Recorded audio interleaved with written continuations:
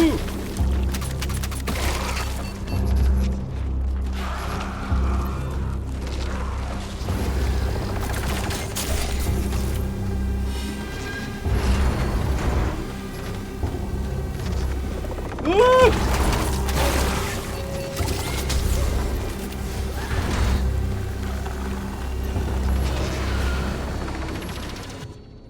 Well, hello, welcome.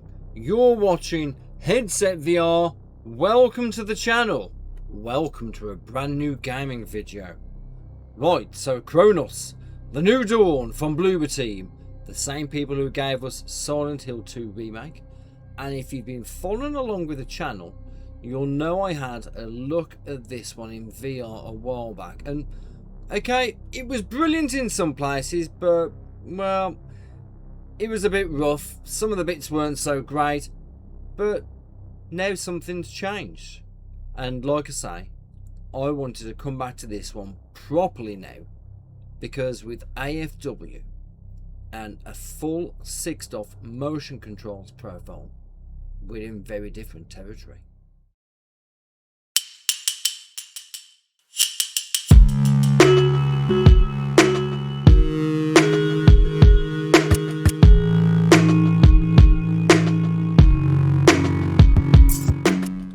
Okay, so as you can see, the game, we have it in flat screen at the moment, and I want to show you what this can do with AFW and 6 degrees of freedom. So in the top right hand corner of the screen, you can see the FPS tracker, and I believe, if my eyesight isn't failing me, that says 60 FPS.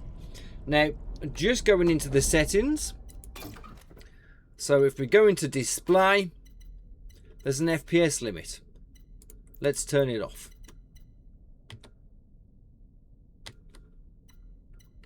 Okay, what have we got now? I'm pretty sure that says 170 FPS, which is quite bonkers really, but wouldn't it be great if we could get something like that in VR? Well, let's find out, shall we? So back into the game settings. Now, we're using a program, or should say an update for UEVR called AFW, Alternate Frame Warping. So this basically will give us more FPS, ideally, if it works. But sometimes they don't always work exactly the same way for every single game. So sometimes we have to mess around with some of the settings. So general idea being is, if you've got a DLSS card, this will only work for DLSS, but you can get it working for AMD cards as well. Okay, so AFW is a new version of UEVR. So if you've got a DLSS card, i.e. NVIDIA, you just run UEVR like so, and you import the profile like so, click on open, it'll tell you about there's a DLL, click yes, minimize this down, on the arrow, choose your game, and then you inject, whether it's OpenVR or OpenXR, depends on what headset you're using. I'm using the Quest 3 here, so we go with OpenXR. And that's pretty much it. But if you're an AMD user, presuming you have the game on Steam, you need to go into where the files are. So as you saw there, right click the game, go to Manage, Browse Local Files, and then if you go into Cronos, Binaries, Win64, you'll see all this lot that I've put in here. And what this basically is, it's all the Optiscaler files. So I've downloaded a program called Optiscaler. So if I can just find where that is, let's just cheat and search for it. Optiscaler. So we're going to Optiscaler, and what you need to do is look for the Optiscaler DLL and rename it to this, which I have already done. Rename it to dxgi.dll, and then copy all of these files. Nope, if I can just copy all the files, right click, copy, and then wherever the game launch application is, i.e. Cronos Win64 shipping, you paste those files into there. Now I've already done this, as that's why it's saying replace files, so I'm not going to do it again. So basically that's it. That will spoof your computer into thinking you have DLSS running. So we can now close this down, get rid of Steam, minimize this down, and then within the game settings. So now the computer thinks that you've got DLSS running. So with our FPS limit off, and then we look for all these things here. So make sure you don't have any frame generation on. It does not work with frame generation. And we're going to look to see where DLSS is. So now the game thinks we've got DLSS. So I'm just going to leave this at balanced. Let's put the quality preset, let's say high. Let's put it at a high. Now it can change things, so let's accept. So do not change these settings once you've injected AFW in UEVR. So let's come out of the game now, or out of the settings, and as you can see now, we've got about 100 FPS now because it thinks I've got DLSS running. So let's now inject UEVR. So we've got the profile, and it's the same injection as like it would be for an NVIDIA card. Hit the inject button.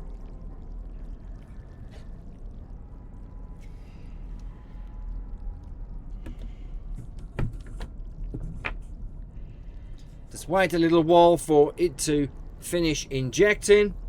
And as you can see, we are now in first person VR. And if we look at the top right hand corner of the screen, it's saying 40 FPS. Nothing to be excited about. So let's go into the Unreal tab just here, and within native stereo. Now you need to make sure ghosting fix is enabled, but then you change this down to alternate frame warping. And as you can see now, that's bumped up to 60 FPS. And just to show you again, let's go back to native stereo, and in the debug tab you'll see show FPS, the UEVR FPS tracker, and you can see my FPS over here. It's around 40 FPS. Not exciting. Back into Unreal, native stereo, change that to alternate frame warping, and we've now got 60 odd FPS. Now I'm currently using the Oculus Quest 3, and I have this running at 120 Hz. I've got a link cable, so there's no virtual desktop or anything like that at all. So visuals, you know, they're pretty good. I've not put I've put them on high. Let me just get rid of this. Well, let's keep the FPS tracker, because this video is not only about the game playable as 6th off. Yes, it's 6th off, but it's about AFW as well. So, if you're not in the loop, Cronos runs on DX12, and the FPS has dropped to the 20s or so after a few minutes of gameplay on decent rigs. It's a known issue. Now you've got a solid 60 FPS with alternate frame warping. It's UEVR's new beta feature. This only, as I say, works on DX12 games specifically. Cronos is a DX12 game, and that's exactly what this was built for. So I'm not going to oversell it and say it's a magic fix for every issue, but people who've got lower end rigs might notice bigger improvements or better improvements that will mean that they can get these games playable now. So the improvement to smoothness in this game is specifically very noticeable. It really is very noticeable. Okay, right, so let's play a little bit of gameplay, and then we'll come back to me chewing your ear off again in a bit, because this has got motion controls and it does get very interesting. So let me just toy around with some of my settings while we quickly chat just here. As I thought, this does not have room scale as well. That is one of the things that the modder has said. There is no room scale with this. Okay, right, so a quick little demo of the settings, and then we're going to have a bit of an explore and see what this world is like. Now, I've gone back to the start of the game because, I just thought I'd go back to the start of the game. So some of the things you get in this, you've got two-handed enabling, handling. So if I go with the left hand, it should work with a left grip, and you're supposed to be able to hold the gun with both hands. Although it doesn't appear to be working, maybe something wrong there, like, but something to have a look into.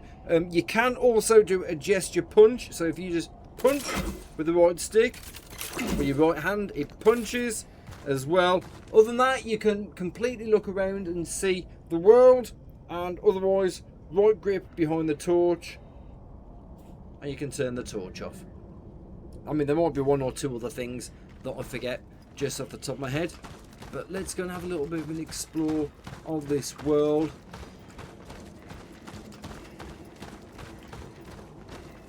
And see what's happening.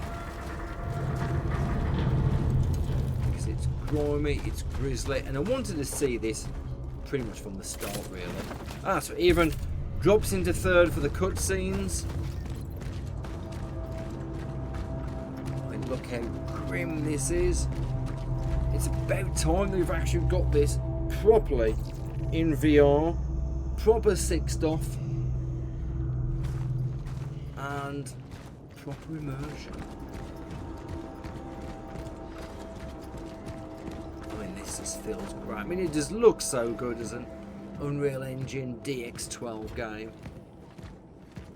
And I've waited such a long time to get to play this. I can't remember if I'm going the right way here.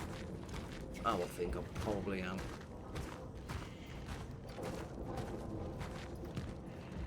Let's go and interact with that.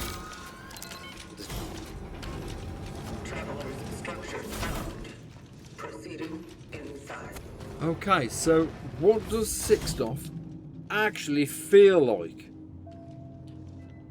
Now you can see with the motion controls, I've got complete use of the gun. I can wave my hands around, I can look up, down, everything like that. I can point the torch, I can point the gun where I like. If I aim, we get a little crosshair pointer appear in the middle of the screen that's dictated by the head, where you're actually aiming. I do love how it goes into the it sorts out for the cutscenes as well, so you can see things like that. I mean, Cronos is at its heart, it's a third-person survival horror game, and Bloober Team built it in this kind of perspective. I'm not really sure why, actually. So I mean, injecting this as a first-person sixed-off game in VR like this, it's very transformative. Like this, you get a full-on first-person experience. Oh, I can pick that up. An old rusty key. Yeah, it's my rusty key now. It's very transformative, and when you're holding a weapon, you probably can't see it here, look.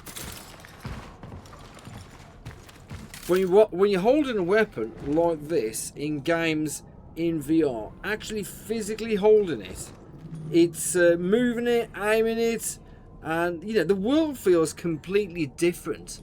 It really does feel completely different.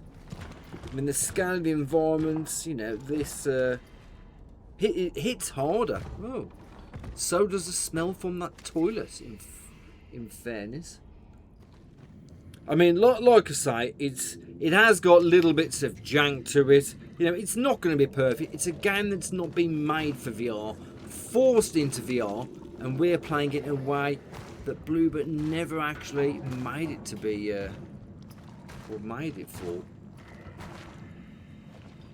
It's been so long since I've played this. I can't remember exactly what happens here.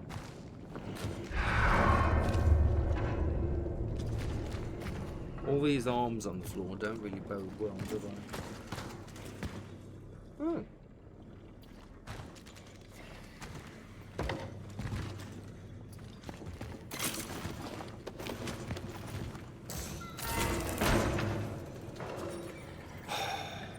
Forgot about that as well.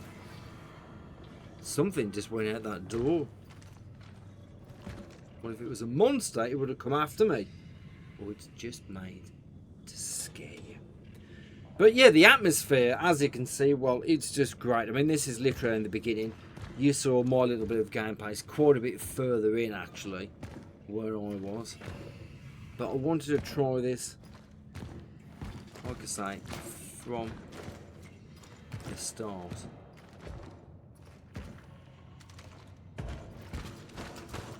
Just we can have a bit of explore as well, without so many of the enemies around.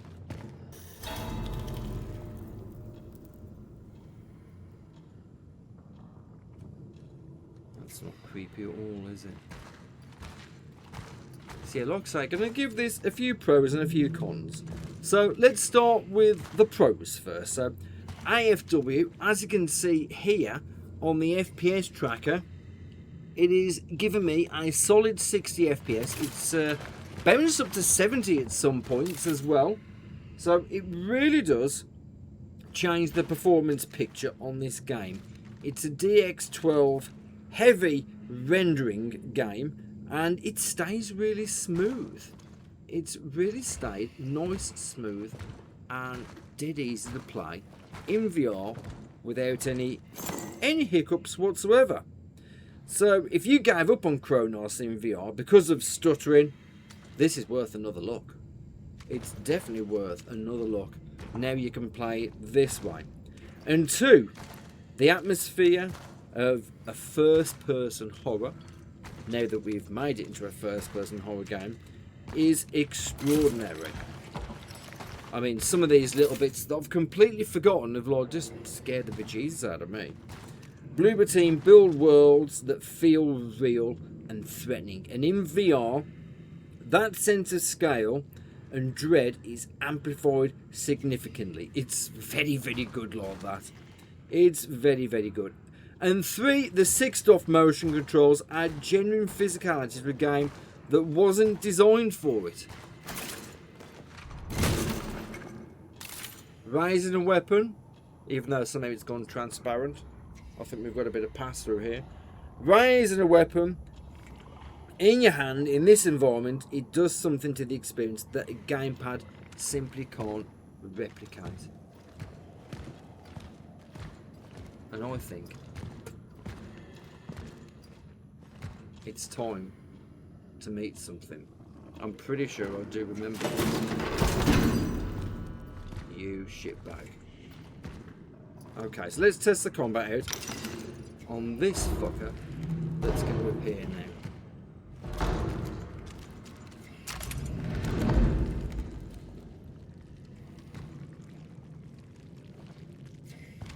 Come on.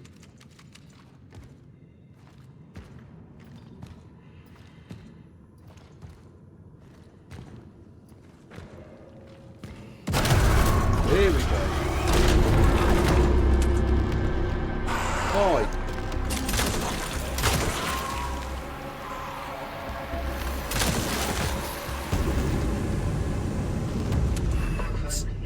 Still gave me the willies. Channel not compromised.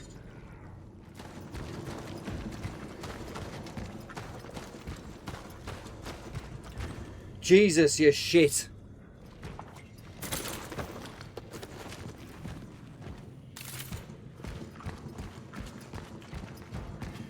Okay. We'll do some cons in just a minute.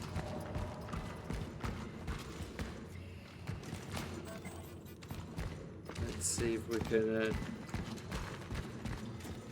get this door open. A generator. It is lacking 2 fuses. Not anymore!